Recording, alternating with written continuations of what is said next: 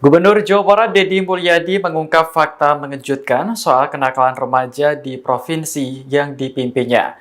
Deddy menyebut siswa yang dikirim ke barak militer bukan hanya karena tawuran atau mabuk, namun sudah meluas ke kasus-kasus yang lebih serius seperti siswa yang terjangkit penyakit kelamin sifilis. Hal tersebut disampaikan Deddy dalam acara musyawarah bersama Bupati dan Wali Kota di Cirebon pada Rabu siang. Ia hanya ingin siswa yang bermasalah menjadi lebih baik setelah dibina prajurit TNI. Namun, masih ada saja pihak-pihak yang mengkritik kebijakan tersebut tanpa memberikan solusi. Jadi lantas menyindir meski banyak orang pintar dan pakar di Jakarta, masalah kenakalan remaja masih tetap ada. Ia pun menantang pihak-pihak yang mengkritik kebijakannya tersebut untuk menuntaskan masalah kenakalan remaja.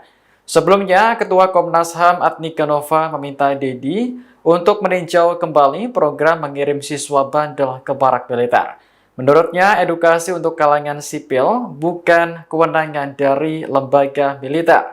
Kritik juga datang dari anggota Komisi 10 DPR RI, Boni Triana.